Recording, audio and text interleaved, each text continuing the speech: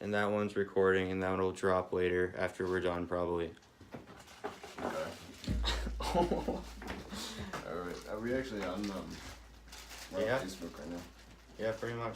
Okay, cool. So yeah, this is the inaugural episode of Musician Shop Talk. Alright.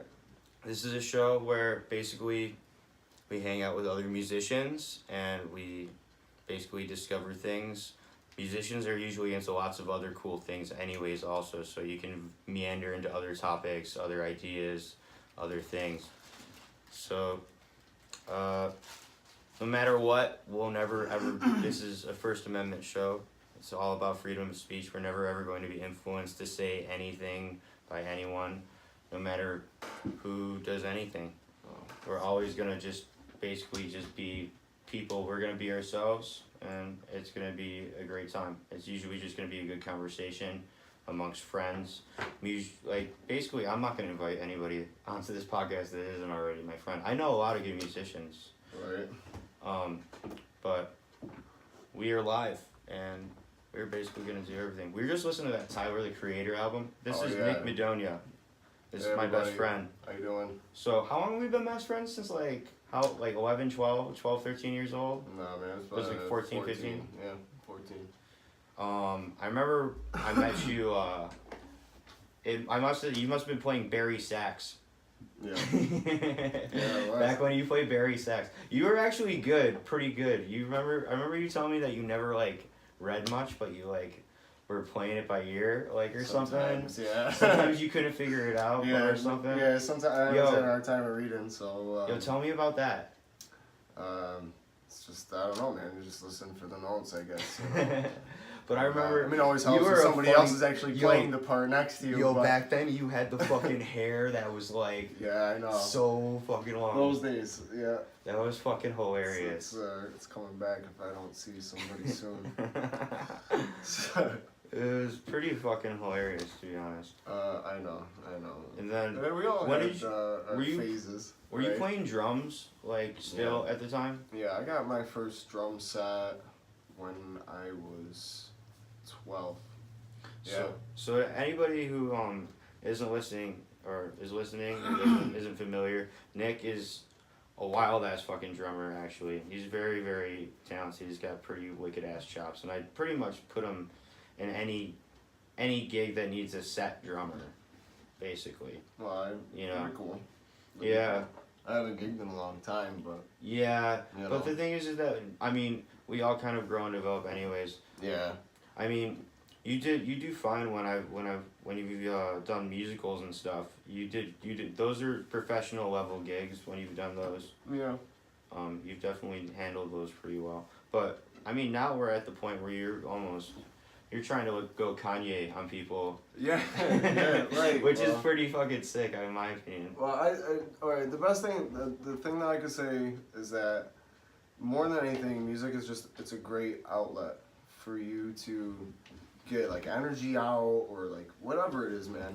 It sets you in a different place, you know? You get into this zone, this mindset, and kind of, like, everything else that you may have, like, worrying about or whatever, it's all gone. It's all gone in that moment, man. And you're just like, you're locked into this thing, man. And I don't know, there's, you know, you can dial in to that, and you're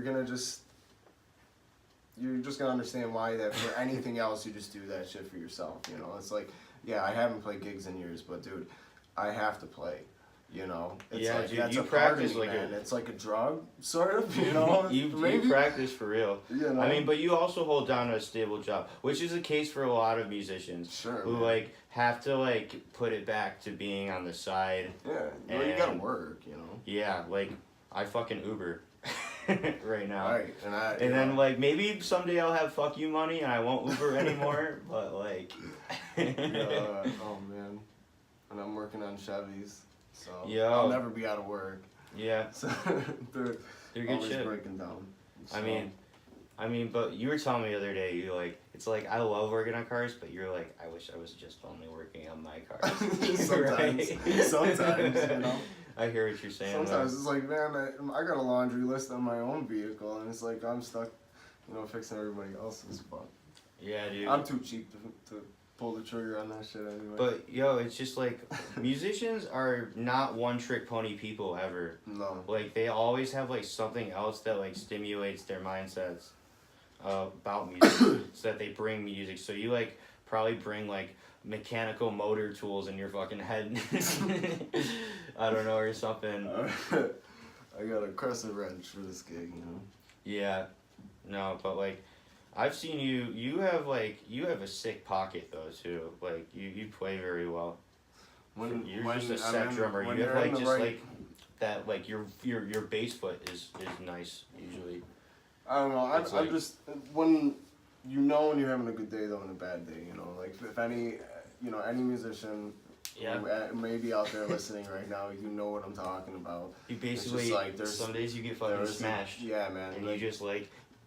Why I remember my fucking conductor in Crane, and she would go to us like, "Why you suck?" She was like she was from Thailand, and that was she kept her sentences pretty simple most of the time, and she's like when everybody was just like it was all disconjuncted. It was just like a fucking Chevy that just like barely made it over to you today. And just like she's like why, and it's just like you look at that Chevy and you're like, why you suck? Why you suck? Right? Yeah, exactly. Every day. Every fucking day. I'm always saying shit like I'll that. take that. Oh yeah. At the priest part. So. Like, tell me more about, like, the beginnings of your, like, relationship with drumming and your feelings about the art of drumming and how it developed. Oh, dude, it's cool because it's just, like I said, it's a good outlet for people, like when you don't have anything else or whatever. So you get a lot of feelings out of it, There's a lot of things that you get out of it. And, there's an aspect that, you there's, like, for me, it's like I don't have a choice, but like I try to take it pretty seriously, and still enjoy it to my full ability. So I try to get the best of the both worlds out of it, Mm-hmm. Where it's like, hey man, like I want to keep rehearsing, but there's like some things that maybe I would like to focus in on more because like I heard this the other day and was just like, dude, I gotta learn this lick. It was crazy. Yeah. Like on an individual level and then collaborative levels, you have different like things going on. So like it's me like. It's just like I'm trying to learn I'm doing these fucking scales right, how to get these. Yeah. Like. I never really benefited much from looking at it on paper. It wasn't how I knew it. So, listening. It's a hard connection to make. No, it's weird. It totally is. That's why it was like, I mean, for me to read music so well, it was just like, it takes a long fucking time to extract. And the thing is that like what is written on the page, it's just like that doesn't tell you about how to put it stylistically or anything. Like you could play something pretty lame in like a Mary Had a Little Lamb type of way, or you could actually like embrace the style like with some touch and like some emphasis and like. I know you're a pretty fucking crazy, like, jazz fusion-y type of funky type of wildy drummer. I like Talk more about your influences, like, your best drumming influences. I mean, like, I remember with Buddy Rich when we were kids. Sure, man. All that. Well, there was a lot of that, like, because everybody tells you, you start... My dad's a musician, and he gets pretty interested in, like, knowing, like, who those guys are out there who just make us look really bad. Your dad loves shredders. Your dad loves the dudes who absolutely shit on us. Yeah, no. It's like my dad with Jaco Pastorius. Whole like growing up. Speaking of like those virtuosos, he was a huge influence for me, dude. And he was a bass player, Yeah. But it was just something about that music, man. There's something about his energy, what he brought forth to the table was fucking insane. Jaco Pastorius was pretty absolutely sick. Crazy. He's for anybody who doesn't know who Jaco Pastorius is is if you're not like a jazz cat, like he would be obscure to you. He's not like Janet Jackson or Michael Jackson famous, but he's like if you dig into the underworld of some jazz fusion from the 60s and 70s and then the 70s and early 80s, you find that the bass player Jaco Pastorius. Dude, he was like possibly one of the best bass players ever. You know? I love that us as musicians, we're just like, oh, I play drums, but like my favorite musician in the world is probably Jaco Pastorius. Yeah, like, or like actually, you know what? Who's my favorite musician in the whole world? I have a hard time when I ask myself that question. I don't know. Yo, just it isn't like it like that again. You just fucking throw the instrument out the door or what it is that they do. Yeah. Because there's something about what it is that they do that speaks across like your instrument bias or whatever the fuck that is. Sure, You find that a lot in like classical music schools where like oh yeah, it's just like they it's want like, to like dial in on it's like that. I like the cello because I played the cello and I always played the fucking Right. cello. It's just like I know everything about the cello. It's just that I like wanted to get away from that after a while. Nah, I know. Like, it's kind of tough to just be like, I'm only obsessed with the cello, and I don't know anything else about music. That's why I played guitar in funk bands to like keep myself appeased on the side, like. Yeah, plus it's just like really cool music. And then that's also one of the purest aspects that led me to this composition, to composing like pieces of music. I'm like, oh, that's my language, because that's not like my fiddle, my noodling and anything. That's like from my brain to the page. Yep. And I don't even want to perform my pieces.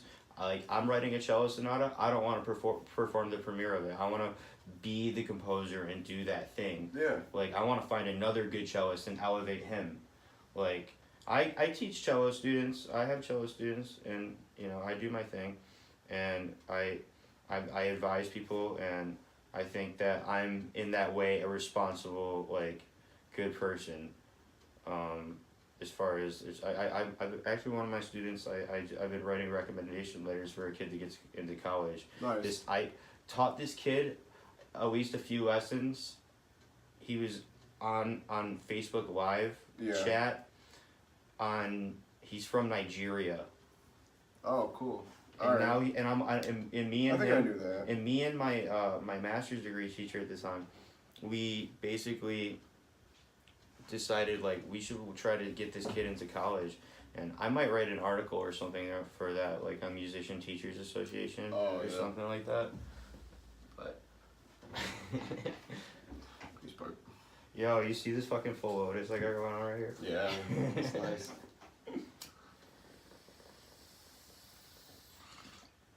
This shit is tough for your knees. Yeah. Well, maybe we should cut it out. Thanks, man. Oh, but yeah, Jaco Pastorius. He was crazy. Oh yeah, but like John Bonham. John Bonham was. Well, that was. I mean, like that was also. I'm so with you there. Talk more about John Bonham. Well, I remember getting from one of my friends growing up in my childhood. Her dad was like super into like Led Zeppelin and stuff, and I was starting to kind of like get into that and come around to it because I almost really kind of didn't like it growing up just because who is I this chick? heard it so much. Oh, my friend Clorinda, like we were kids, Yeah, sure. And then but yeah, her father made me all of Led Zeppelin's. Oh, he burned them for you? Yeah, he burned them all for me. Oh, sweet. He just gives So- you, like, here's 1, 2, 3, 4 physical graffiti. Yeah, man. I'm like, 11, 12 years old, and I'm listening through, like, thoroughly every... What'd your dad say when you came home with some Led Zeppelin? Well, he was like, oh, yeah, exactly. I mean, he was already, like, trying to push, like, he was... I always was listening to the that mighty music, Led though, Zeppelin. There's nothing better, dude. No, so, I mean, it started there, and then everybody, Mighty Zepp. talks about, Neil Peart, and, like, he's a really good drummer, and I was just like... Your dad's a big Rush I fan. remember starting to take I did take some lessons with Bob Mish, and Bob Mish, outrageous player, dude. I don't know if player. I've ever seen him. Dude, probably not, but, I mean, dude, Bob is crazy, man. He's freaking... We got some, like, old good musicians in Utica. Bro, Bob Michelini is no joke, dude. So anyway, though, I was taking some lessons with Bob, and he was giving me these, like, CDs of, like, these bands, and they're all crazy musicians, and the drummers are just, particularly really freaking... Yeah, because drummers know where the good drummers are at. Dude, so So he's given me. what else? What He did was he giving give me you? like Mahavishnu Orchestra. Oh yeah. You know, Billy Cobham. I remember that you know, he's Planet giving X me stuff that you Planet used to, X, yeah, you showed Virgil me. Donati, Darren Oh, so Sharanian. these are from- all the from, these are all the, what is that? It's like super. It's like things, super progressive, like wild he gave rock, me this super one prog with rock like stuff. this guitar player like David Fruzinski or something like that, and Dennis Chambers, and like that was just some crazy love Dennis music. Chambers. And but he gave me this. There was a few other bands too, man, that he had turned me on to, and these players were crazy. You know, when I heard like Mahavishnu Orchestra, that was nuts. Then you find out about John McLaughlin, and like holy hell, like what a beast of Yeah. a guitar player that dude is. You know. I always found he's like clearly amazing, but I always found Very like harsh his picking. his pick attack Yeah. to be a little. It's like not even that it was like harsh. I think that he likes like those floppy thin picks, which I don't like. Something like that, or like Maybe that's what it is. I to don't know, me. man. He was like it's really not to into trash, like not to trash John no, he McLaughlin. was really into. He's if I'm- obviously sick musician. If I'm correct, I think I'm correct about this, but I'm pretty sure that dude was like really into like sitar. Yeah, like, yeah, he making got his into guitar that sound Middle like, Eastern stuff. You know, make it I sound loved like a it. sitar. You know. Him and there's a violinist who did it along with him. Oh yeah, probably John Ponte. No. Because that was the player for them. What was his name? Here, I'm gonna literally look it up. And John Ponte. Yehudi Menuhin. Oh. Yehudi Menuhin. Oh shit. Yeah. Oh yeah, I remember. Yes, I know exactly what you're talking about now. I think he I jammed with I John can look- McLaughlin. Hold on, let me look We it should up. look that up. Yeah, we can look I it wanna up. hear that shit. I bet you that Yeah, that John shit's old McLaughlin enough that it has. and Ravi Shankar too. Yeah, I yeah, bet Ravi you. Shankar's in that too. Yehudi Yehudi Menuhin. MENUHIN. Uh, That shit is sick. yeah, plays Paganini. I haven't watched this shit probably since I was a freshman in Yeah, Potsdam. right here. Alarak. Oh wait, maybe he's not in You this get in a one. car wreck? Or Here's is he? what you need to know. Helping you is what we do. You heard right. And we don't get paid unless you do. Yes? No, Oh no, we don't have John McLaughlin with Yeah, them. John McLaughlin's not in this.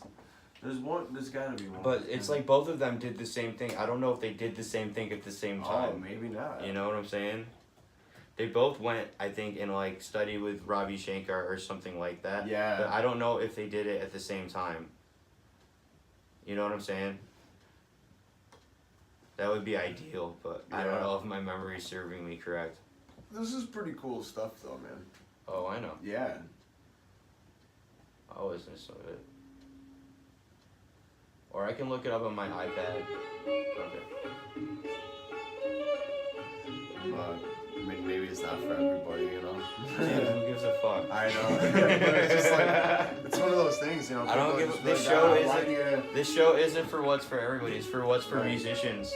Like I think this stuff is so cool, you know. This shit is. Well, what this is, it uses the quarter tones. Yeah. Yeah, that's especially.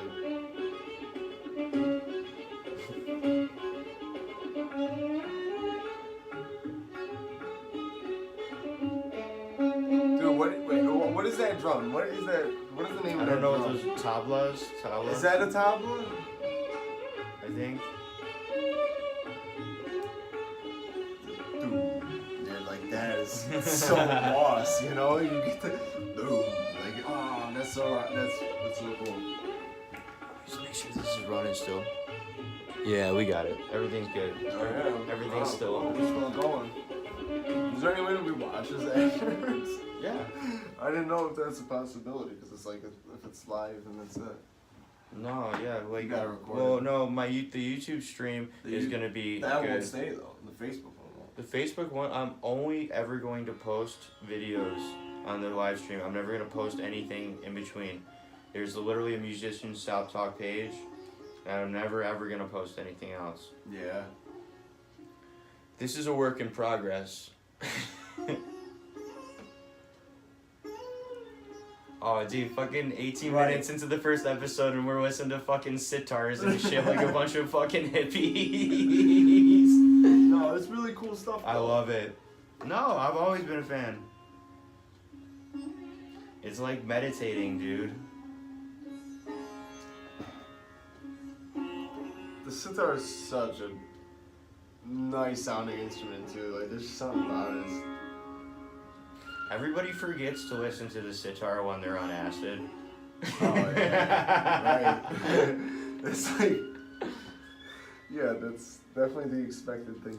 You know, it's like shame on you, man. That's, Yeah, why aren't you doing that? that was critical to the acid trip.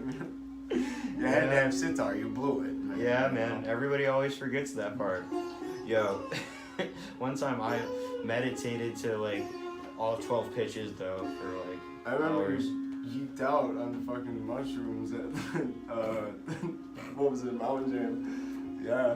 Oh Yeah, yeah. you were tweaking, bro. You were like, yo, everything's moving. That was an event at which time like Those are pretty good. both of us mushrooms. lost our vision at one point for some reason. Did we? You lost Did your I? vision, yeah. Really? And I did also. Are you for, sure? Like, a small amount of time. Oh my We god. were just like sun. We were just like. I just get burnt by the sun. What's happening over here? That's so crazy. That's a virtuoso playing the violin. Yeah. Yehudi Menuhin is a violin player. I know a lot about him. I wrote a paper on him.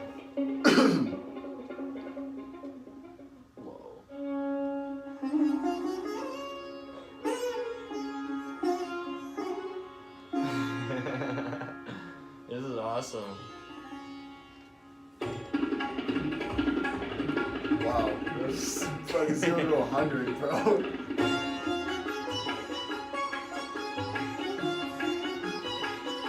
We should like cut this and use this as the intro music for every episode. Just turned out that way, man, you I know? don't know. We did not plan on that, but I'm just throwing the idea out there. We can do whatever the fuck we want. This is pretty tight.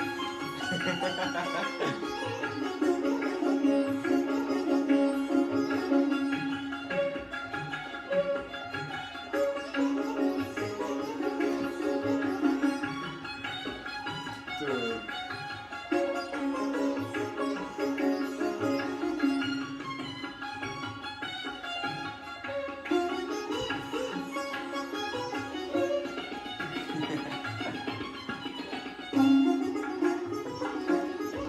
So this is Robbie Shankar, Alaraka, and Yehudi Menuhin. Alaraka is the tabla guy. Yeah.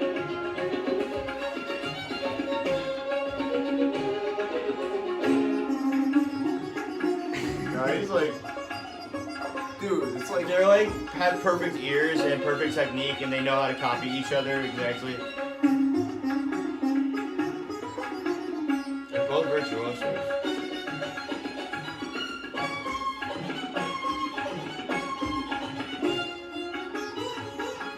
Oh, the time change.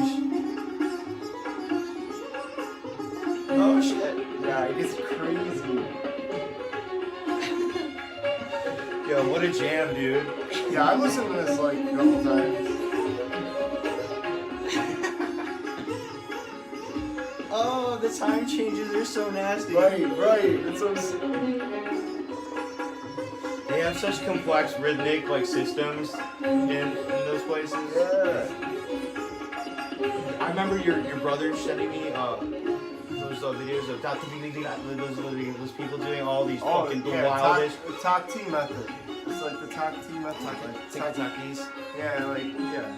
That shit was wild. It is crazy, So man. they can like they can like autoize like the most wild rhythms I've ever Yeah, fucking for heard. real, isn't it something? It's those guys are just like doing it with like both like their guitar, like Oh yeah, that like You know, what's that dude from that Mark Juliana band.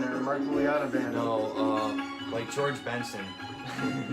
Yeah, George him. Benson did that shit. Yeah, him too, man. But no, it was that guy who played in that band with Jason Linder. Yo, I wouldn't mind if Now Yeti. versus now, that I one. wouldn't mind if Yeti Coolers sponsored us and gave me more of these because I love this thing. I bring this fucking everywhere. Plugging in. For Yeah, I'm plugging. Serious? Yeah. It's capitalism. That's what it is for you, dude. So, I mean, just in Shop Talk, we may talk about things other than music. Yeah. That could happen plenty of times. Like, it's just all about giving platform for musicians to have a discussion. Yeah, Be exactly. able to, like, talk about... If a dude comes in here and he's feeling a particular way about Trump, I guess we can let it happen.